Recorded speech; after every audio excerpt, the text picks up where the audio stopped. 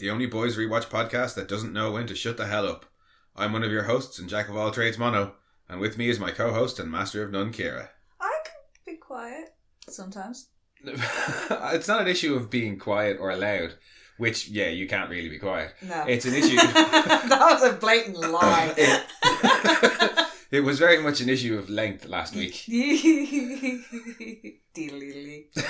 Yes, it's just that kind of cheap humour that is very much expected of us in this episode, I think. Oh, yeah, because we have love sausage in this episode, so... Oh, we have many things in this episode because it's time for an orgy. Yes. It is season 3, episode 6, Herogasm. Yeah, what looks like a 70s car key orgy.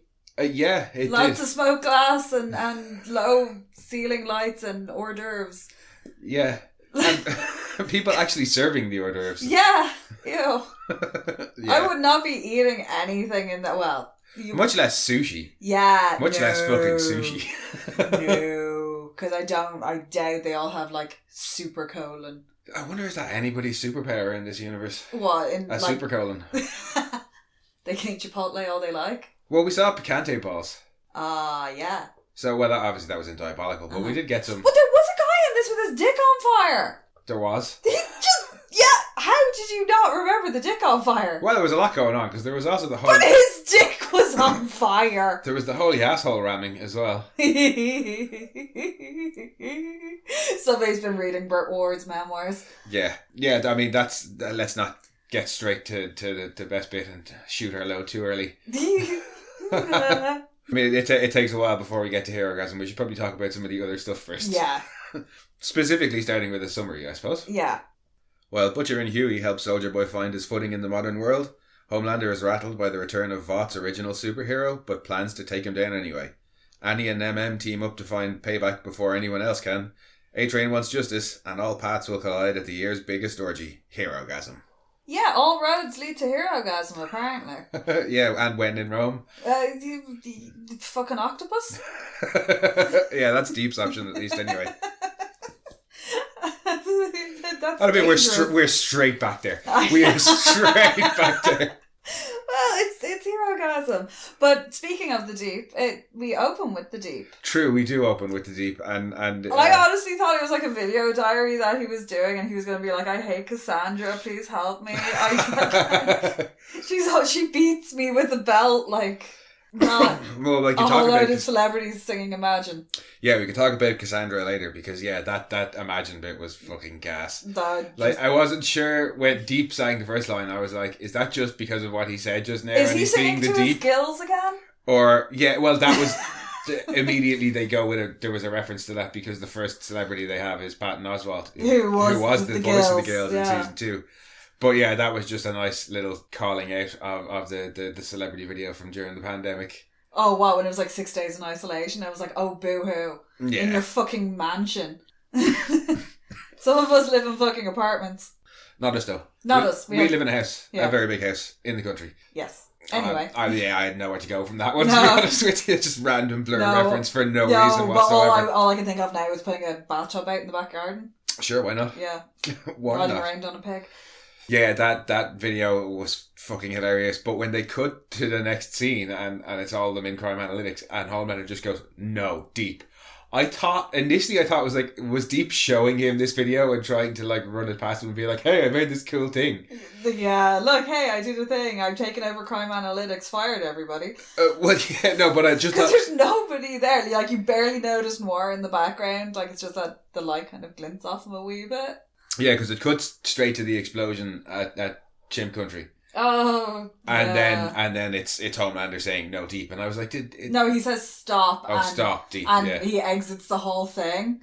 And it was just the way it cut so suddenly. I thought, I was like, is this some sort of weird Deep tribute to Crimson Countess having died? And then I realised it was an entirely separate scene. I don't know if that was just me or... Yeah, no. It was just a very quick cut and I wasn't expecting it, I think. But yeah, it cuts to the three of them. Especially because it goes to a computer, when he says no, stop, it cuts back to a computer screen, so it does look like something that's been... And the editing... kind of keyboard, yeah, with the little dial things. And they're like, why isn't there anyone here who can work this? And he's like, oh, Ashley got rid of them all and she's They have like that little like sibling Oh, they bicker. tattle on each other basically. It's like two children. It's like, well, you did this. No, you did this. You're the one who did this. But I Because like don't his forget line. they brought Spring. Oh no! What? Annika. Did she get fired? Well, maybe it's just Annika's day off. Because no, she was there after the culling of everybody. Yeah. And I think... And also Noir was there, and Annika has a fondness for almond joys. So... Well, also, given what they discover, it's probably for the best that Annika's not there. Yeah. Because she doesn't want to be witness to that kind of information. She don't want to be part of that inner circle. No, because Ashley's in as deep as the rest of them now. Yeah. I particularly like the line towards the end of that scene where Homelander's walking out and he's like deep sorted out. Actually, if he fucks it up, it's your head. Yeah, but Homelander's learning. He is, yeah, because... Ashley goes straight to classic crisis management of, we'll get on all the shows and we'll do this and we'll do this, and Homelander steps in straight away and is like, you want to tell America that their greatest hero is, number one, back from the fucking dead, number two, blew up part of Midtown and is now in the wind. Well, he does have a little bit of a freak out first. Yeah. But he manages it a lot better than we've seen in the past. He has a little bit of a tantrum. Well, yeah, he's a little bit of a tantrum where he's like, why is this happening to me? This isn't fair. This is my fault. But he also realises that if the company falls, he goes down. Yeah, so there's a little bit of a realisation for him, and then he does try and go into, right, what can I do? He kind of, there's a moment as, you know, the high pitch ringing that we hear. It doesn't completely eclipse him this time. Yeah, and then it cuts out and he's like, right, here's what we're going to do. You find him. Scrub all the footage, find him, and we'll kill him. Or I'll kill him. I'll kill him. Fuck it. I'll just kill him. And then he runs outside with Black Noir and tells him, oh, it's so good to have you. I know I can count on you, Black Noir. You're always here for me. You've always been here for me. Why would he do this? He was on your team. And then the second Noir is left alone, he's straight for that elevator. That poor lady in the elevator. Oh, she did not. I suppose if you work in that tower, it's bound to happen at some point. Yeah, and I mean, it does, like, because like, I'm sure they have a hefty dry cleaning allowance. Her response when he hands her the tracking chip that he's cut out of his arm is, thank you. Because she's obviously been in similar situations before. Not necessarily those exact ones, but yeah. There's probably a protocol for if you come into contact with Black Noir. Specifically, yeah. It's just don't provoke him. But Black Noir does, as much as he can look anything, he looks a bit panicked. Yeah, it's not like calm and collected, that walk. That is a, like, quick time harch. Yeah, and just before and the there elevator. is no hesitation either. He knows exactly where his chip is. He's just like, clunk, in, out, there we go, here you go, I am out of here. And he's like skidding around that corner on the way out. Oh yeah, he's straight out of there, and there's like, and just then before... he's gone, he's in the wind. Just before the elevator doors open, he's got this real, like, quick breathing. Yeah. And it's not because he's just stabbed himself in the wrist, because we've seen him take a lot of damage before, and not so much as, like, but he was sneeze. also Edgar's pet, in a way. Like, so for him to do anything he's not supposed to do, realistically. Yeah. It's a little bit worrying, because he did seem to be under Edgar's control. Oh, yeah, definitely. Like, we've seen the damage that was done to him. He seems to... And be it's very much like a child. Yeah, and it's possible Edgar might have felt a little bit guilty over the whole helmet argument and what happened to Black Noir in Nicaragua. And at the very least, they've been working together for 40 odd years. Yeah. I still think Edgar has set them all up. What, payback? Set up Soldier Boy. I think he was the one who set up Soldier Boy initially. Which is why they all say Noir, because Noir was the company man. Well, that's what I was going to say. There's a bit later on where TNT blame Black Noir. Yeah. But we can talk about that then, I suppose. Yeah. But yeah, seeing him look panicked is... We never followed Noir either. Yeah, we never really follow him. Noir just appears. Yeah, a lot of the time he just appears in scenes. Yeah, and like a big death beetle. Apart from... But he's up on the roof and he's like, hello. No, when he's off like killing the keep and on missions that we actually see him on. But as a character... We almost never follow him. No. So yeah, that was very interesting to see. Yeah, it was like, hang on, what? Yeah, I really, really can. We're going to go follow Noir? And he's not sobbing in a hallway? Yeah, and it's not like he can explain anything to Soldier Boy. No. So I wonder, has he gone off to find Edgar? I don't know. In line with your theory, I think he might have gone to Edgar. Yeah. And we're talking about it now, so fuck it. When the TNT twins later on say it was Noir, and Soldier Boy says he wouldn't do anything without Vought say so, basically. Yeah, he wouldn't take a piss without Vought say so. So Vought had to have, or at the very least Edgar as their handler. Yeah, that's what I was thinking. Something. And it looks like he stops to consider it for a second, but then it's actually the Russian radio coming in. So it's like, ooh, was he considering it, or is he just distracted by what he's hearing? Yeah. But yeah, it could be that I think you're right, maybe Edgar was behind it, and I they're reckon going he was, to... he seems to have spearheaded the Homelander campaign, so was he trying to get rid of Soldier Boy. Yeah, we talked a bit about that last week too. Further his own career. So yeah, if he got rid of Soldier Boy and Plan B was Homelander to get a better product, that didn't work out any better either. So he's tried to get V24 because we know the man is all about a good product and he wants out of the superhero business. So it's reasonable that his experiences up to that point are what led him to want to get out of the superhero business. So yeah, it would track with everything we've been shown so far. I really think it's Edgar. I really do. I really think he's the one that shocked them. And if he has a backup plan for Homelander, which he's always hinted that he has, we talked about whether or not it was a Flight 37 video or something else. But if he has something in his back pocket for Homelander, he would have had something in his back pocket for Soldier Boy as well. Yeah, he's got a 10 cent for a book of matches. Oh yeah. So it took me a second to get that one. But yeah, Black Noir legging it. That was weird. And then we cut straight to good old Soldier Boy in the now. Oh, in his baseball jersey, eating Whataburger, looking for racist sauce. Yeah, I forgot about the racist sauce. With a bottle of bourbon and some bennies. Nom nom. Which he then crushes with the handle of a massive knife. With his name engraved on it. Yeah, doing that big fucking chunky ass lines of it too. Oh, I loved all of it because it's the first proper bit of Soldier Boy that we've gotten his to see. His actual personality, where he's not putting it on for the crowd like he is in the Nicaragua flashback. Yeah, it's the character of it, and it's not what we saw last week with Crimson Countess, which was not that was bad, but that was a very vengeful. Different, very emotional scene. Yeah. So just to see him kind of as the person he is in general was quite fun with his pants down, literally, and just getting angry about random things and the taking hands off the fucking counter shield was fucking brilliant. That as he's getting madder, the counters starting to tick later on when Huey and him are together. But no, this is where they're just trying to convince him. Look, we need each other. It's a whole new world out there, and you need us. And you made up those words. Yeah, that's good. The line of it. No, you made up those words. Yeah, you lie. You made that up. But they know how to play him. Like they kind of convince him with that. But I think Butcher lays it on a bit thick. I found it was a bit come on now, son. I don't know why it annoyed me so much every time he called him son. I was like, dude, he's older than him by a lot. Yeah, by a long way.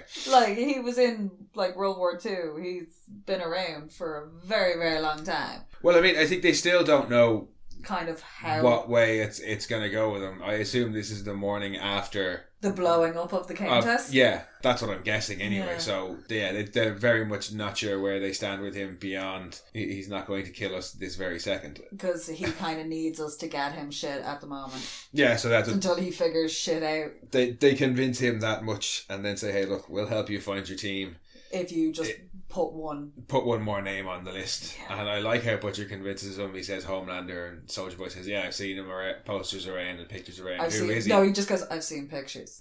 And Butcher's response is, the new you. Because he knows, that'll probably get his back up. That'll annoy him a little bit. And it shows he's there's no new me. I'm the original fucking article. And he does, when he's ranting later on with Huey about being on Omaha Beach and in the Eagle's Nest and doing all of this service and what did it get him, and you can see that's the Homelander thing. Oh yeah. Who's got his face is everywhere and he has all this fame, and Soldier Boy has a statue outside the building, but he's not Homelander. No, and he's like, I've come back. I am a forgotten relic, and I did all these things. My team shopped me and forgot about me. Yeah, and that whole bit when he's talking with Crimson Countess and was like, I waited for you. Yeah, and then when he's talking later with Huey about wanting to have kids with her.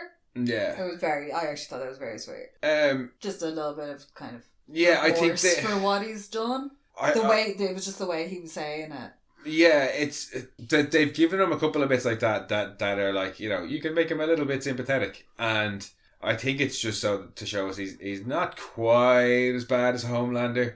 Because they're giving him those bits of characterization, I am expecting a rug pull of some kind. In the same way that if you didn't know what was coming with Stormfront in season 2 because you hadn't read the comics, you might have liked her in the first couple of episodes because she was sticking to the man and stuff, and then when that reveal happens in season 3 and she just slaughters a whole load of black people on trying to get Kimiko, or in season 2, sorry, episode 3. You're like, oh shit, oh no, I don't like her at all. The second she walks into that apartment and her eyes flare and you see that hatred and it's like, oh damn. I think they're doing a bit of that with Soldier Boy. Yeah. He hasn't been responsible in inverted commas for the accident in New York because it's his PTSD freak out thing. Oh, I reckon he's programmed. And it happens again later at Herogasm. Yeah. And technically you could say, oh, he didn't mean to hurt those people. I think they're going to do a rug pull and he's going to be just nearly worse than Homelander towards the end of the season. I think he has a would you kindly. He might, but no, I think it'll be something that he does himself that will be like that, where I don't think they're making him sympathetic to make him sympathetic. Look at the way he talks about Bill Cosby, for fuck's sake. He made some strong drinks. Yeah, he knows. He was about to be like, all this stuff happened with Bill Cosby. And then he's like, oh, hot damn. He drops that line about, he made some damn strong drinks. And he was like, oh, holy fucking shit. He knows, and he still thinks Bill Cosby is a man's man. Yeah. Great. That was a fucking great bit. But yeah. Why do they keep leaving Huey alone with people? Because it's hilarious. Because it's always hilarious. Yeah. Like Lamplighter and the soup porn, that was hilarious. Well, they're watching like one of their old films. Oh, that's cheesy as fuck. With the really bad, with the TNT twins. What? The fucking, your man's jumpsuit, the ill-fitting. Oh, yeah. Stretchy. Terrible. The jumpsuits are nearly as bad as the acting in that scene. Oh, their fucking power is terrible too, because it seems to me that they're useless on their own. Yeah, that's really not a good power. And no, why are they on one? Like, why are they on the big team? Why are they on Payback? Like, I get why Noir's there. The 80s, man.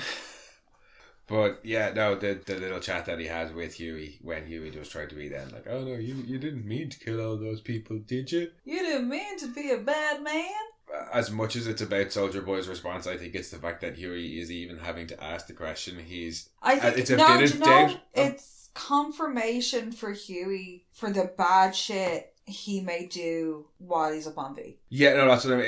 It's like, but you didn't mean to do it. It just kind of happened. It was an accident to try and possibly excuse his future behaviour or any of the people that he has hurt while on V, like all those people that they killed in Russia. But when he left Annie the night before, Annie was like, he's a murderer, don't go with him. Yeah. And obviously he murdered Crimson Countess, but Huey's like, okay, whatever, that was a soup. But I need to know that he didn't murder those people in New York, those innocent people in New York on purpose. So yeah, it's all about him trying to justify the path he's on, whether just V or the actions in general. Yeah. But we don't think they justify Huey. Fuck you. Yeah, no, Huey's taking a turn. He really is. And we'll definitely talk about it later on in the episode. Yes. Because as the episode goes on, he turns into a right fucker. Yeah, an absolute dick. Yeah, and he's turned into such a fucking asshole. He doesn't even text Kimiko in the hospital, or even go to see her to check on her to make sure she's okay. Like, nobody fucking picks up a phone and checks on the two of them. One person does later on. Annie brings it up when she's talking to MM, I think in the next scene. She says, he's unreachable. Yeah, Kimiko's still in the hospital and Frenchie's unreachable. Yeah. She's the only one that we know has tried to contact them. But yeah, poor Kimiko. She's in the hospital and she's lost her powers. And lost her Frenchie. Doesn't know why he's gone. No, she's just there eating Rocket Pops and being sad and trying to work out what she did wrong. Yeah, you can see it in all the text that she's trying to send. And poor Kimiko. And thankfully they don't dwell on it, because I think I was a bit worried in the last episode that they had just set it up for the drama of it, and I thought it was going to be a big thing. Kind of happy that a big Russian lurchy bloke showed up to kidnap her. Yeah, because I don't like sad Kimiko. And also this way, we might find Frenchie. Yeah, and she doesn't have a good time of it this episode. No. But at least she's she not... holds her own. Oh, yeah, she definitely does. But she's still not... wouldn't want to get into a fight with her. But she doesn't think that Frenchie left her bites. because of the kiss. No. She's like, oh shit, I've been taken. But yeah, that is just a really short bit before we have the scene with MM and Annie where she does say that she has checked in on them because MM's packing up. And loading up and yeah. is man on mission and Annie's like, what the shit? Yeah, she's like that bullet won't work on Soldier Boy, and MM's like, not for Soldier Boy. And you're like, oh, he gonna kill Butcher. That is a bullet for Butcher. That is. And he's angry. And he's rightfully angry, don't get me wrong. But when he goes on his little rant about why does he have to take the high road? Yeah. And he's like, when white people get mad, yeah, they can freak out and do whatever the fuck they want. But I gotta keep my shit together. And I get it, and I totally understand his anger and all of it. It's just, I love MM, and I don't want him to take the low road, because at this point he's the only one with any fucking honor, or him and Annie are the only ones who are left on the high road. Everybody else has fucked off and taken the Butcher path and taken the low road. Everybody else, everybody's down there playing in the mud. And not so much Frenchie and Kimiko. They're trying to get out of it, but they're still very much involved in the mud. Well, Cherie got Frenchie involved in the Little Nina. And I have some ranting for Little Nina. When he extracted himself from that, Butcher dragged him back in. Yeah. So it's Butcher's fault for the situation he's in now. Yeah, but everybody else is on the low road, and I was like, no, MM, don't take the low road. Don't. So, MM has integrity. And he's trying to convince him of, no, look, we just need to catch up with them and stop them from what they're doing. We don't need to kill them. And because she's like, we're all we've got. Kimiko's in the hospital. Frenchie's unreachable. Alex is dead. Yeah, Maeve is who knows where. There's nobody else. There's nobody else. Butcher and Huey they're not even a consideration. They're off on their own fucking thing. Yeah, they're not. Yeah, no, we have to stop them. And Homelander, but probably them before. And she gets the call from Ashley saying she's needed in Volterra and leaves. And I like the way she checks on him before. Yeah. She's like, do I need to worry about you? I really like their friendship, actually. It's very sweet. No, I do, yeah. I loved what we got from them on the road trip in season 2. Yes. And I really like what we get from the two of them together in this episode. It's like, oh no, really... you dry wiping? And even... I like how MM has always kind of cared for Annie in the background, because we got that bit in season 2 where he's telling Huey, stop dragging her into this shit. Yeah, you're dragging us into this shit, but you're also dragging her into this shit. And it's even more dangerous for her because she's on their side. I think he recognises that she's a good person who just wants to do good in the world. Yeah, no, and that's why I think they work so well together. Yeah, they have a kinship as well. They seem to understand each other. But in stark contrast to the understanding that MM and Annie have of each other, we see another male-female team who have no understanding of each other in A-Train. And Ashley, when she's watching the A-Train to Africa mock-up, and it's as cheesy and terrible as we expected it to be. What was it, like One Man's Journey? Oh, I can't. I couldn't take it in. It's so cheesy, I couldn't even take it in. But him tracing stock footage with a voiceover and some A-Train graphics thrown up over them. And I'm with Ashley lying on the sofa. Yeah, this is unbelievable. This is just garbage. And then the second he walks in, she's like, "Oh, just watching it. It's great." Oh yeah, always the stage manager. But A-Train did not want to talk about his shitty TV program. No, he wants to talk about that absolute cunt, Blue Hawk, and what they're going to do about it. Yeah, and the answer is more or less fucking nothing. Oh no, wait, he's getting 12 weeks of sensitivity training? Yeah, 12 weeks of sensitivity training. Because he felt threatened being in a room full of black unarmed people without superpowers. I love when A-Train says he wants to bring charges, and actually it's just our choice of words of, if we persecute Blue Hawk now, is it persecute? Ashley, really, that of all the words he could have used. And then the stock response. When he says we tried to get rid of, or thought we got rid of the Nazis. And her hand goes straight into the hair as well and starts playing with the hair. Can I ask a question? You know when A-Train says he wants justice, and Ashley had it and pulls the hair out. Flee, motherfucker. Did she come a little? Possibly. And at the very least, she got one hell of an endorphin rush from Yeah. that. Because that is a big old hank of hair. But she looks like she enjoyed it a little bit. And we saw she that just- at the moment of orgasm when she was fucking the director in Yeah. episode 1. Yeah, There was pull the hair out. So I'm like, has she got this weird like link now to pulling Probably hair out they're and all sexual real pleasure? fucked up. But yeah, You can't hang around suits for that long and not end up getting into some weird fucking shit or any sort of stress. well, as we relief said, or this is something. Ashley's Because way that, to like, deal. it's almost like, the second that's her, like, boiling point is the hair comes out and she lets him have it. Oh, and she does fucking let him have it. It's the equivalent of taking your earrings off before a fight. It's like, hang on, hold my earrings. She does to him with words what she did to Cameron Coleman with the strap on. Yes. And she absolutely destroys that asshole. Oh.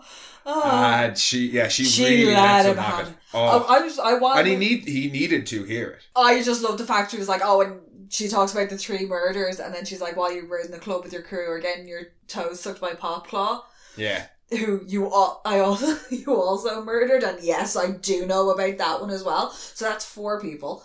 She definitely calls him I out. spent 100 of her 100 hours in crisis management to cover up your fucking bullshit. I just love at the end of her rant when she's like, "That's right, I fucking said it out loud."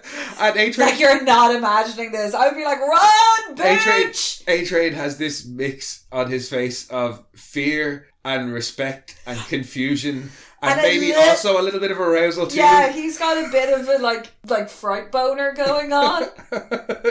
Yeah, I think like, he's like, like, that could have gone either way. That could have gone from him like running to like them screwing on the desk. Like, it had that kind of energy where it was going to pivot. Yeah, but I think he realizes, or he's not going to get anywhere with Ashley right now, and rightly backs off. Yeah, because and then he's like, I'm going to ping his chip and find his ass myself, which is exactly what. That's what he says to start setting her off. That's why she's like, no, you can't go after him, and Homelander wants to show a united front. And again, speaking of united fronts, the thing that you spotted. Oh, when Homelander finds out that Noir's done a runner, it's beside the United We Stand poster. Yeah, with the Brooklyn Bridge on it. I never would have spotted that. You're so good for that stuff. It's one of the dark ones. No, it's because it's the Brooklyn Bridge, and Flight 37 in the comic books crashes into the Brooklyn Bridge. It's a nice little nod. And they fucking rebuilt it exactly as it was. That's a whole other thing. Yeah.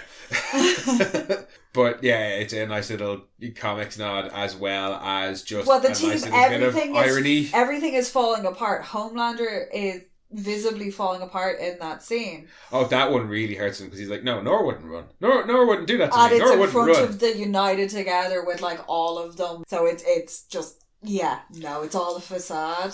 Oh yeah, but I love the way the Deep kind of goes through his little thing, and then he gets his prompt from Cassandra of, we'll tell him the other thing. I just love the fact that she's about 3 paces behind him. Oh, she's always lurking in the background. She just scuttles around in the background like some fucking Victorian ghost. No, she is. She's always lurking in the background. And even after that scene, after they tell Homelander, we think we figured out... Why don't you tell him what we found? Yeah, we figured out what Soldier Boy is up to. He's probably going to go for the TNT twins. They're in Vermont. Homelander honestly just looks relieved that somebody's done something useful to help him. Or I think he's surprised it comes from the Deep of all people as well. Yeah, but he's just like, oh, okay, good. Yeah, you go there. Yeah, you just go and deal with that. Just fuck it. And if you go there and he's there, just call me. Yeah. But while I freak out over here. Yeah, but before we see his lovely freak out scene, and lovely it is, Cassandra, or the Deep says to Cassandra, I could have handled it. And she's like, no, we're doing it together. And he's like, okay, they kiss. And immediately he walks off. Did they not kiss or hug or something? No, she puts her hand kind of around his neck and he's like, yeah. Well, yeah, but... And then he walks away from her. Yeah, and she starts to follow him again, just a couple of feet behind. That, she's just always behind him. That, I think, is a nod to kind of weird Christian culty things where the woman follows behind. It's a submissive... I don't know. There's definitely something going on with her underneath. And it definitely seems like there's trouble in paradise anyway. Undersea paradise. Because the Deep's not... He is not... overly happy. Yeah, he does not like her seafood platter. He's definitely not happy with the sex he's having with her. And I think he's like, well, I'm back on the 7 now. I don't need you anymore. It's not the type of clam he likes. No, it is not the type of clam he likes. But yeah, the Homelander's freak out that you just mentioned there in the mirror, as well as it being not exactly straight as out of the comics, because there's a scene very like it in the comics. This one, it's just... Well, no, like you get the beginnings of it are out in the hallway when he's talking to Deep, where it's a continuation of when he finds out that Noir's gone, and he's like, no, he wouldn't leave me, and it's this whole...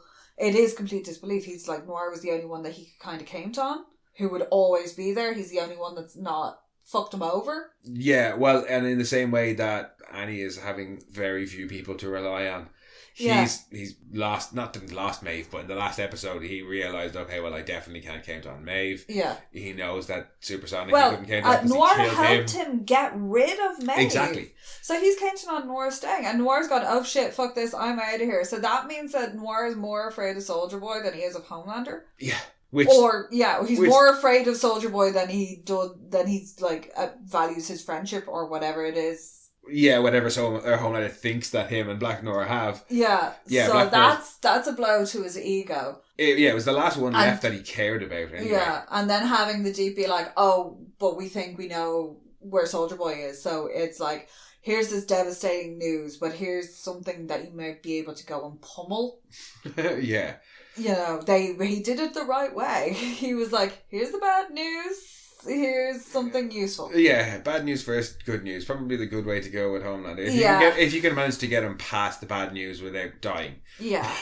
Yeah, well, maybe good news, bad news, good news. Compliment sandwich. Yes. Having him just being like, oh, he could have ate his chip.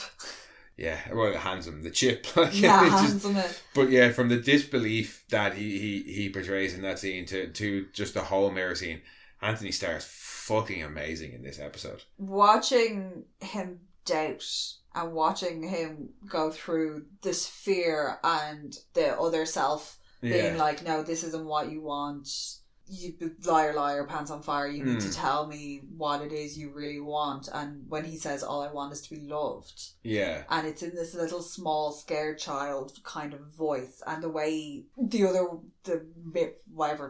call him Mirror Homelander, is being like, oh, come on, it's you and me, and we remember how we did this. And and I got you through those times in the bad room, and keeps calling him Tiger. Yeah, and he's acting like a small child that needs reassurance. It's very much a regression. Oh, to that little boy. Mirror Homelander is the daddy. Yeah. and normal Homelander. I was really expecting it to morph into Vogelbaum's voice. No, I think that might have been... a touch too far. Some of the stuff he was saying before he got to there, you've still got some humanity left in you, which is why you mule and want to be loved and want your mommy and your daddy and boo hoo hoo. Yeah. Before he got into that spiel, the bit about being strong and this that, I thought I can see going to start parroting kind of I can see why phrases before. But I think the whole point of that is the mirror Homelander is the super ego. It's everything that he wants to be. It's no holds barred and super confident in it, and hates the human part of normal Homelander. So he wasn't going to turn into it. It would have been counterproductive, I think, to have him. No, but up until he starts kind of the taunting and that. Yeah. That's kind of where I was like, oh, okay, maybe this is his like voice, or it was going to morph into it being like, oh, you're the hero and you're this and you're that, giving him some form of pep talk. No, I think that's the master race ideal that Homelander actually wants to be, is that man in the mirror. That's I'm talking to the man in the mirror.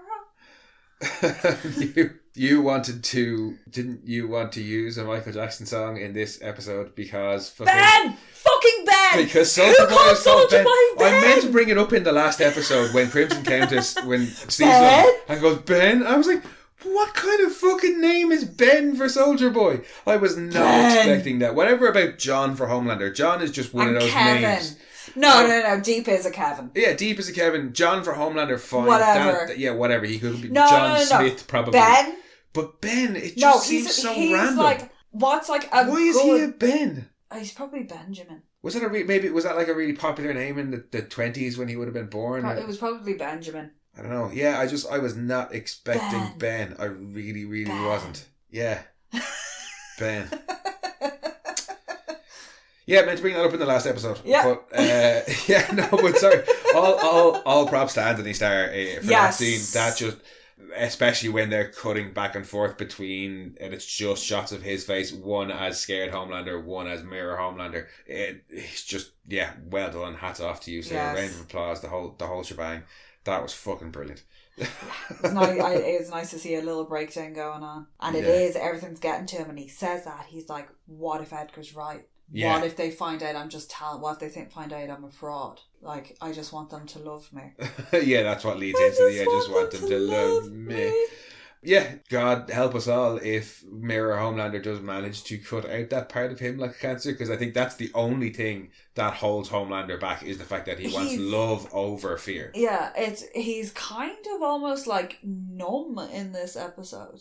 Not numb, shell-shocked. Yes, yeah, he definitely spends a lot of time in a kind of shell-shocked state for a number of different reasons. First, because of the news that Soldier Boy is back and his one who blew up. That really that rattles his cage a lot. Then the fact that Deep... He's like, as well as when he's like, can I take him? I don't think I can take him. I don't think I'm stronger than him. Yeah. Noir's fucking run from him. Yeah, that rattles him even further. And then obviously he gets his biggest fucking rattle ever at the end of the episode. Yes. And boy, does he. Yeah, because he discovers that Butcher and Huey done something. Something that comes in a little glass vial.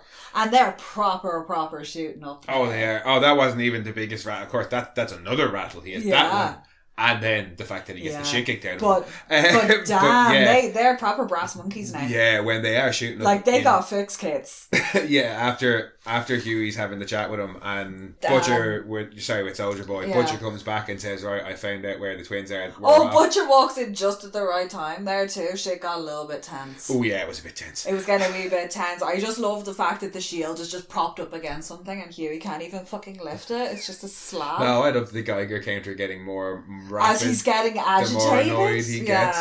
But yeah, no, when Butcher comes back and says, right, we're off to Vermont, and the two lads start shooting up. No, when Hugh's like, you've got blood on you, and Butcher just goes, not mine. Not mine. And just continues on and is like, I got an address in Vermont, and then cuts straight to them, fucking shooting up. Like, slapping the arm and all, going for it. Proper brass monkey stuff. Well, you get it more with Butcher because you get the kind of when he lets go and it floods the veins. Also, it glowing going into the vein is very cool. It's a nice touch, yeah. And his eyes flare, and then it cuts to Huey, and nothing happens. Well, Huey, you can. Huey just kind of goes. Ah. Yeah, you can see Huey's got the rush, but you were saying it would have been really nice if he'd flickered. Yeah, if there had been like in the same way that Butcher's eyes light up. Yeah. For a second, if Huey like flickered for a second, the way Teddy Stillwell does. Yeah, exactly. The way Teddy Stillwell had done, just for a split second. Just a little glitch. Yeah. Just to engage his powers, as it were. And Soldier Boy's like, the fuck is this shit? Because Soldier Boy's already got to like deal with men like carrying babies, wearing babies as like fashion accessories, basically. Whatever is going on in the world. So he's just like, okay, this is a thing. Well, I mean, I don't know. He's spent the last 40 years getting tortured by Russians. Like, this could just be regular occurrence. That's what I was going to say. Have they? Well, he doesn't care about drug taking because we saw him. What he wanted was bennies. But have they told him about the V-24? Or no, I don't think they have. I think so does he just think they're just shooting up some fucking coloured heroin? No. So he sees the eyes, so he knows there's something. Of course, going on. He saw the eyes. Duh. But after that, we do get our very first taste of Herogasm. Yeah, which... And our first taste of the TNT twins in the modern day. Yeah, I like the fact that the Deep is still driving his big obnoxious yellow Hummer. Yes. The house, bit weird. What are his pants? Not the Deep's pants for once. The weird codpiece thing that... No. Well, speaking of clothes and stuff, I'm amazed actually at your restraint. You haven't talked about Ashley's clothes in ages. Oh, what, the fact she looks like an insane candy striper in this episode? Yeah, I thought in particular you might have brought it up in this episode. No, she's kind of normal for her. The last really fancy outfit that I liked was the silver lame suit that she went booting it down the hallway in. To be like, your numbers are up! When she's like, you're up! Past Starlight. Yeah, and she's like, Starlight, not now! And she bursts in on Homelander while he's naked and she's like, you're up! And then she just moves the phone or the iPad to cover it. Yeah. And then it's like, oh, he's really up. And there are many things up inside the TNT household, as the Deep discovers. When I still think it looks like a 70s fishbowl party. Oh, we'll get onto it. We'll get onto it. But the Deep has obviously heard tell. Well, it's this legendary thing. And it's, and the twins are like, oh, you graced our little soiree. And yeah, like, we don't normally get such a big star. I was expecting it to be like a Willy Wonka wonderland of sex. And especially the way they lead into it there, because we don't see anything in that bit. No. Deep walks She's inside. wearing like a weird dominatrix outfit. He's in like gold lounge wear. Nothing unusual, particularly for soups that we've seen before. No, his boots were a nice touch, I found. But then the Deep walks in and goes, this is Herogasm, and you hear a whole lot of moaning, and then it immediately cuts away. Yeah. So the way they lead into it, you would think, ooh, this is going to be interesting. Yeah. But Caligula-esque sea of bodies. Yeah. Oh yeah, that's definitely what you think, and we can get onto all the Herogasm chat later because we keep coming back to it. All roads lead to Herogasm. I know, and I even said it in the summary, but come on, let's move on. Well, to a scary, scary thing. Annie has been called back to the tower by Ashley. Yeah. It's sometime after the hair pulling and Homelander's little mirror pep talk that they have to go on to whatever this daytime talk show. It's on VNN though. Yeah, it's the that's why they got Rachel Ray on it, making empanadas.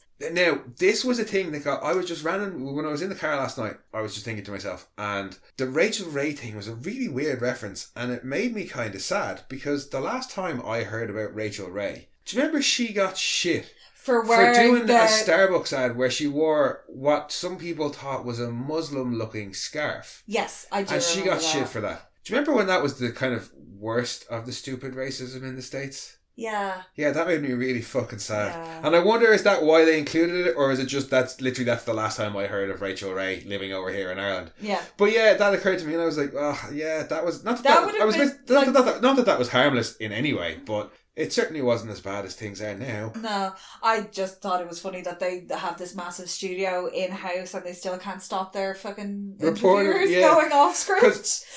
She runs. As soon as they clear that, she is out of that chair and she is sprinting in down the hills. Because Ashley is after her with that. Ashley is secretly trying to get into that big old Homelander donkey dick strap on. Yeah.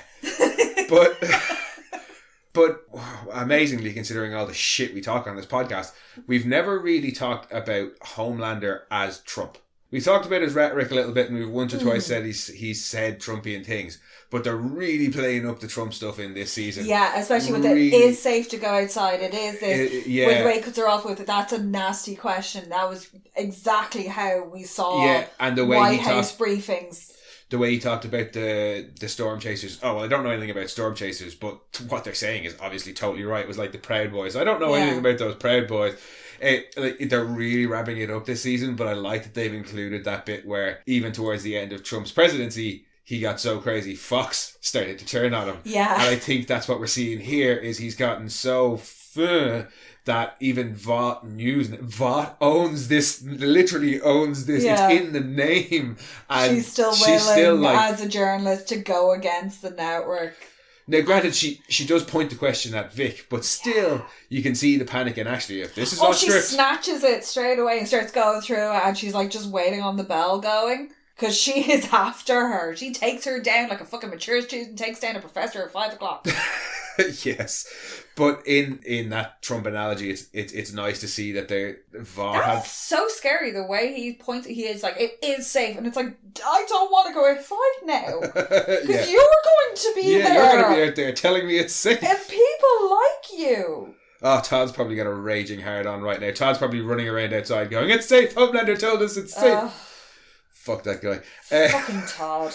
But yeah, no, I just thought that it was nice to see that. Yeah, even Vought News Network seemed to be like, no, Homelander, maybe rein it back in a little bit. Just a wee bit. I like the way they spring Vic on Annie. Poor Annie, because it was like when she walked in, it was like, oh damn. Who do you think was responsible for that? Because the scene that follows with them, yeah, it's great. Yeah. But when did she realise? That's the thing. Is when did that? Yeah, that was like. I felt like it was something like to make a I point think of she like... knew that shit was up when Annie showed up to rescue Huey after Huey broke it. Well, they had the fight. It's not so much how... No, not how did Vic figure it out.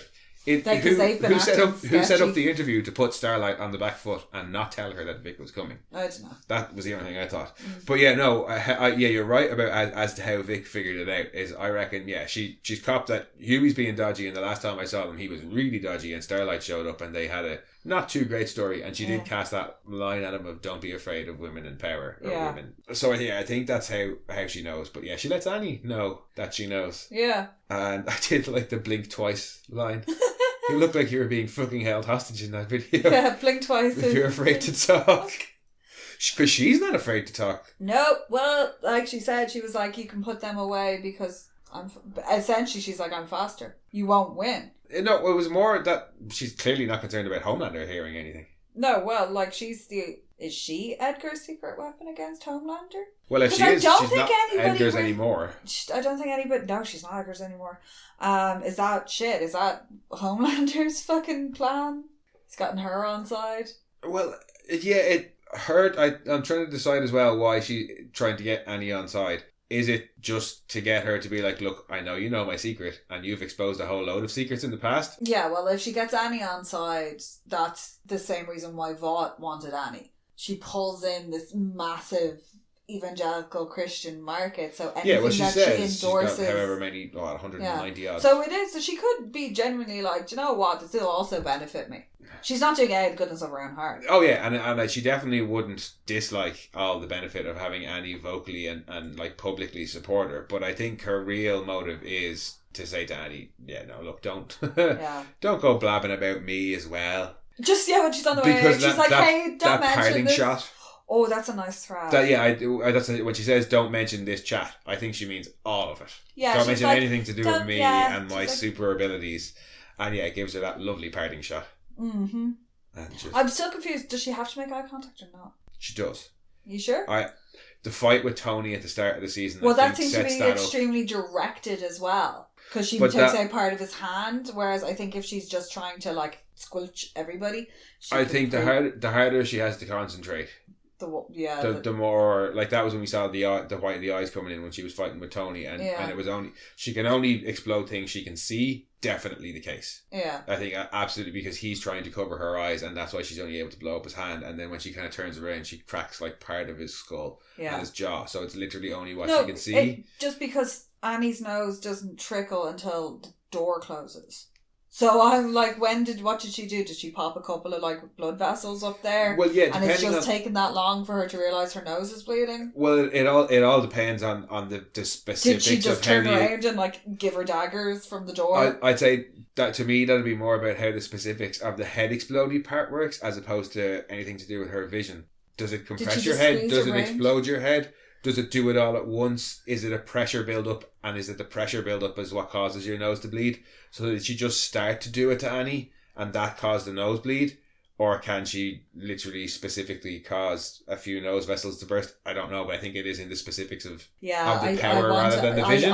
Her power because of the Congress mass head kaboom, where she isn't looking at people while their heads are exploding. I'm a little bit confused. I would like clarity. No, I'm totally with you. There's a couple of times in this series where they've kind of soft rebooted things. Yeah. We got a Crimson Countess name drop in the very first episode. Yeah, she where was Annie up said against she Danny. was competing against the Countess. But at the time, in the trivia, it said it was a nod to the Crimson Countess in the comics. Obviously, we would know now that maybe she was. Maybe the Countess was trying to get onto the Seven at the same time as Annie. Yeah, she needed the paycheck to save the gyms. But, yeah, but it could contradict it, but it's a bit of a soft reboot. We've seen it in a few other things. That's the only obvious one that springs to mind now. And I think maybe when they wrote all the head explodey things, they hadn't worked out the ultra specifics of her powers yet. Because I remember at the end of season 2, when her eyes went all white, when she popped the Dana's head, everybody was like, oh, why did her eyes go white and not in Congress? Yeah. And to me, It's always just been the harder she has to concentrate, that's when her eyes go white. In Congress, everybody's right in front of her. She can just look around at them and not make it obvious and pop heads left, right and centre. Adana was miles away. She had to squint her eyes and try. Not miles, but the guys in Congress were right in front of her. Yeah. Adana was across a garden inside a building. She was looking at him through a window. So yeah, I think the harder she has to concentrate, that's when the eyes come in. And no, you're right to want clarity. Yeah. I just think it's one of those things where when they wrote it the first scene to do with her powers, they hadn't really fleshed it out yet. But it would be nice to get some more fleshing out, because one thing that we both I think could really have done with some fleshing out is little Nina. I'm kind of bored with her. I liked her at first, but I'm just bored with her now. Little Nina compared to the little Nina character in the comic books is a little bit disappointing. Yeah. She's kind of a went gangster. Yeah. Like, we've gotten all this bluster when she's introduced about how she's so vicious, and like this guy, the last time somebody went against her, the only reason he died is because she let him die. Yeah, he was sliced to bits before she let him die. What has she done? She's just like, she just smokes cigarettes and sneers and tells stories. Yeah, it's an awful lot of threats and implied threats to get people to do what she wants. And when it comes to it, like you were saying, yeah, she basically just tells Frenchie, you choose which one of these has to die, or they both die. She doesn't torture either. Okay, we get the Frenchie butt, which is always nice. For what we've been told about Little Nina, and for what's been implied about Little Nina, she should probably be torturing both of those women in front of him. I'm not saying I want to see that on screen. No, but like for what we've been told. Like, Cherie was so scared, she ran. Yeah. Not very far, and Little Nina got her. And the way she talked about Little Nina in that first scene, she's a woman who is absolutely terrified. It's a fate worse than... Like, Little Nina is a fate worse than death. And then all we've seen from her is, not idle threats, but threats, veiled threats, and repeatedly talking about Frenchie and his leash. She wants Frenchie back, but I don't know if she wants him for his dick, his cooking, or his assassin skills. Or all three of them. Because it was like the first time she was like, he was, the first time we meet her, she talks about him decapitating the guy with the sliding door, the minivan. Yeah, and how which I kind of wish had been a flashback, because that just would have been hilarious. Because it would have been very similar to that bit in Lock, Stock. Vinnie Jones. With the car door. Yeah. The second time, she's talking about his castellet and how it made her calm. Yeah, and she's always banging on about, Frenchie, you say this and you want this. You say that you don't want it, but you're the best at violence, and you're this, that, and the other. And yeah, she's just trying to convince. She was fun at the start in the first when she was first introduced, and they just kept banging on about the same thing. With her, she keeps banging on about the same thing, and I would have been happy with. She didn't come back after Russia. Yeah. Like, they didn't need to bring her back. Because even, like, if you look at Little Nina in the comic book, she controls a lot of the soups in Russia. She has fingers that she's extremely powerful. She's shown to be an incredibly vicious but shrewd businesswoman as well. And she commands a lot of respect and power. She's not swanning about in the back of a fucking deli. Yeah, and I think... Plus, she's only like 4'9" in the comics. She's tiny. She has a massive dildo. It's hilarious. But she... petrol operated. Stop talking about her dildos. She could have sent them off to do that assassination of the oligarch. Giving the boys the info. And, like, I understand Russia was a shit show. But it didn't necessarily have to be traced back to her. No. They didn't have to bring the storyline in, because it doesn't really further the Frenchie female storyline a huge amount other than to bring to her keep back them. in. Yeah, and I'm just over Little Nina. Yeah. Because the scene itself is fun when... I like the fact that they bike locked him by the neck to the girder. Yeah, and we get to see some Frenchie ass. And some scars.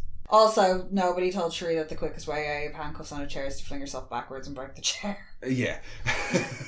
But, the actual fight scene is quite fun with Kimiko slicing when she gets him with the handcuffs in the neck. Yeah, and Little Nina Scarper, we don't even see her Scarper. We don't even get to see her scuttle off like a bug. Yeah, because I was like, probably just because I'm done with her, I was expecting her to die in that scene. Or you to at least to be like, until we meet again. Yeah, because you see Cherie tackle her. Yeah, and then Cherie she gets knocked by the guy who then goes after Kimiko, and she ends up killing him. But we don't see little Nina again. And I was expecting her to come. Until Frenchie's like, oh, she's gone. She's gone. It's over. She's run away. Yeah, and but I was like, if she's supposed to be so vicious, surely she would have just been wading in there herself. Yeah, and especially after the guy... she doesn't see... Like, the way they were making her out is that she's not above participating in the violence.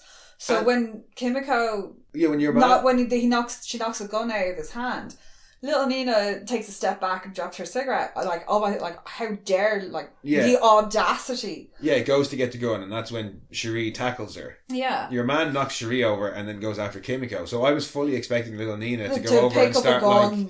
Yeah, or start like kicking the crap out of Cherie or something. That we can get to see the two of them fight. Medium style. But yeah, she just scarpers, and I assume it's so that she can live to annoy me another day. Yeah, she probably will. I'm guessing that she'll probably, because later on when we check back with Frenchie and Kimiko towards the end of the episode. Yeah, they're back in the Flatiron. Yeah, and they have the conversation where Kimiko says... She's a monster. She's been a monster all along. It wasn't a V. Because we had kind of talked a bit off air, and we thought, what was going to happen in this episode was that the female would find out what had happened to Frenchie and would take some V24 to go and rescue him. Yeah. And she doesn't have her powers anymore. Yeah, and that might end up being permanent for her as a complication, and she's end up stuck with her powers again. But sorry, talking of V24, what the hell does Huey pull out of his ear? Oh yeah, there's some weird goo. Yeah, because I'm assuming that there's definitely gonna be some side effects. I was like, we're gonna see some side effects. Did he just like find, because he does end up puking his ring up every single time? Was that just some vomit that he missed? But no, I think that's just a little hint that there are going to be some side effects. Yeah. Because I saw some people saying that in the last episode, Huey opening the jar was maybe... The jar was half empty. It had already been opened. He wasn't trying to pop a fresh one. Yeah, but some people were saying that... He couldn't lift the shield either. But some people were saying that it was showing that there was some remnants, and that maybe temporary V wasn't so temporary. Whereas you would build up yeah, there'd be a residue or whatever. Yeah. But we were saying that no, it just shows that Huey's confident now. Yeah. But this I do think is setting up now. There's going to be some shitty side effects to the temporary V, whether that is full-time superpowers or something worse. I don't know. It's probably going to be something degenerative, because probably the more you take it, the worse it makes you. This is what, like 3 times for Huey, 4 times for Butcher. And that was nobody knows what that's going to fucking do to you within a 2-3 week period. Yeah, and that's why I thought if the female had to take some V24, it would end up being permanent for her, because she was already injected with normal V. Yeah, and whatever that blast did to her has just kind of switched it off. Yeah, that's what I thought maybe would happen. But yeah, she doesn't take V24 in this episode, and at the end of the episode, she does get the absolute shit kicked out of her. Oh god, yeah, she does. But I think when he's punching her right in the stab wound. Oh, you hear that, and you feel that. There's a lot of real squelchy. No, just in the cross, and especially with the big punch up later on. There's a lot of real weight to the fight scenes in this episode. Like they are visceral, and you feel them, but like there's heft to them. But yeah, when Kimiko's talking about being a monster. Oh my god, it's so sad. Oh, it's heartbreaking, but all I could think was, is she gonna want her powers back now? If she's decided that it's not the V that made her a monster, is that justification for her staying a normal human removed, if that makes sense? No, Frenchie's gonna be able to convince her. Hopefully. I think they're going to be each other's redemption. It certainly seems that way, because she then tries to tell him. She makes the comments about the things that, this story that Anita tells of him kneeling in the glass. Yeah, and yes, she tries to say, you're not the person that little Nina says you are. Yeah, so he's like, you've got to believe it as well. You're not this person. Yeah, and I think that she's literally just trying to survive. Oh yeah, like yeah, she killed that guy like pretty brutally, but like I mean he deserved it. Well, she keeps stabbing him after he's dead, but well, in fairness, she didn't really, after that one in the femoral artery, she didn't really need to. I mean, considering the beating he gave her, I don't blame her for wanting to do that. Like, never mind anything that happened to her in the past, just that beating alone would make you want to stab the fuck out of somebody like that. But yeah, so I'm not sure where they go from here, Does Little Nina show back up again to try and take them on again? I don't And know. does the female or maybe does Frenchie end up taking some V24? I don't do you want know any more Nina. I really want little Nina to get caught in the crossfire somewhere. Yeah, I don't know where she's gonna just to be rid of her. Yeah, I don't know where she's gonna fit back in, but she got away, so I know they're gonna bring her back. Yeah. Because otherwise it's just a completely open and loose plot thread. So I don't want her to come back, but for the sake of closure, I suppose she has to. Yeah. And I'm kind of bored with her. Yeah, oh no, I'm definitely bored with her. And I was so excited. She's just very one-dimensional, and it's boring now. Like, it is boring now, and that's why I'm like, they shouldn't have brought her back after the Russia episode. This is the third appearance of her and fourth appearance of her, and it's just all And especially when you think of the other characters that Well, she should have at least tortured the pair of them for a little bit in front of Frenchie. But yeah, well, that's what she's supposed to be so vicious and vindictive, and why isn't she drawing out Serge's misery? Yeah, no, it's rare, if ever, we've had to say about this show, the old show don't tell. Yeah. But with Little Nina, they did an awful lot of telling, and they didn't actually show us, and I think that's probably why we got annoyed with her so quickly. And I think, there was nothing when we watched episode 4, at the end of episode 4, Soldier Boy is broken out, Kimiko's gotten damaged. Was there any point at all that you considered, how are they going to explain this to Little Nina? No. So why the fuck did they bring her back? Yeah. Well, I know she's like, for me. Anyway, for me. I really don't know. I don't know why she's there. I felt like she'd run her course. She didn't. To me, she definitely, absolutely didn't need to come back. Like, okay, there was no. I don't think there was any blowback on her. There wasn't necessarily anything. Okay, maybe in a super realistic world, a high-tech lab gets broken into in Russia, they're going to really want to find out what happened. But if Little Nina's as good as we've been told she is, nobody would have known that she was the person who sent those guys in or gave them that information in the first place. So yeah, she didn't. It wouldn't have been a plot hole if she didn't come back, I don't think. No, they got what they needed out of her, and that was it. Kimiko did the job that she was... That was the whole thing, it was a straight trade. They got the information, like, they held up their end of the bargain by, not so cleanly killing that guy, but killing that guy, and they got information. That was it. She didn't... Well, no, if she didn't want any blowback, they should have put in stipulations that maybe not kill everybody. Maybe give them more information on who's there. Hang on. Little Nina specifically requested the female, which means she knows exactly what she's capable of, and that's why she wanted a lot of her people. But that's why she wanted her. So why the fuck would she then be upset that she kills too many people at the oligarch's house? She can't be upset about that. She can be upset about the lab thing. But she didn't put in any stipulations, or she could have prevented that with more additional information on guard rotation and codes. Yeah, no, I just... I've read too many fucking... She didn't need to come back, I don't think. No. I'm sticking with that one. She didn't. And as I said, if she had furthered the Frenchie and female story in some major way, that might have justified her. But I still think torture would have furthered that story in terms... No, but like, there was no like super harrowing event that happened to them. It's not like when Kimiko was taken in season 1 and Frenchie's trying to get her back. Yeah, but what I'm trying to say is that the only growth in the Frenchie and female story in this episode is that the female discovers or feels that she is a monster without the V. They could have given that to us in any number of ways that didn't involve Nina at all. Yeah. If that's the only real development we get between the two of them in this story, why the fuck did they have to involve Little Nina in that? I don't. It didn't justify. And it could have been something as simple as she got out of the hospital, they went to Vaughtland, somebody grabbed her unexpectedly or something. Yeah, just any number of ways they could have done it. And she lashes out and been like, oh shit, and scared people and been like, fuck, I'm the monster. Yeah, and there's been a couple of other bits, like at Vaughtland, she's already had that where she's worried about making those kids just like her. Yeah. In the last episode, when she terrified all the prostitutes when she killed the oligarch. Yeah. She, so she's already had these things about it. And I understand this is the culmination of that. She's been feeling like a monster. Then she does something monstrous without her powers, and it gives her this realization. But they were gonna kill her! But Little Nina didn't need to be part of that realization. No. I don't think. No. I think we've banged on about her for long enough now. Yes. And we're going quite late, so I think we might have to call this a 2-parter. What do you think? Come back and next week, not next week, sorry, for next episode, it'll just be all Herogasm. Yeah, there's a lot that happens there. Oh, there's a lot that happens there. A lot that happens there. Put that house in Vermont, yeah, it got some stories to tell. Oh, yes, it does. And we definitely will have some stories to tell when we come back. I would expect that part 2 will probably go up within a day or so of you guys listening to this. But thank you for tuning in. Thank you guys for listening to all near 2 hours of us waffling last week. Yes, there was a major amount of waffle. Thank you for tuning back in this week. And we will talk to you guys very soon with part 2 of our Herogasm rant. And in the meantime, if you want to come and chat with us or tell us to shut the fuck up, you can find us on Twitter at rantsmono. You can find us on Instagram, where I have recently started posting again, at monorants_the_boys, or you can send your own angry rants to monorantspodcast@gmail.com. And we'll catch you guys very soon. Bye-bye. Bye-bye.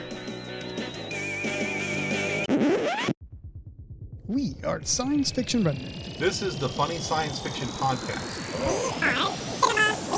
We are the Caribbean Science Fiction Network. We are Monorants. We are One Accord Level 2 Podcast. This is Sci-Fi.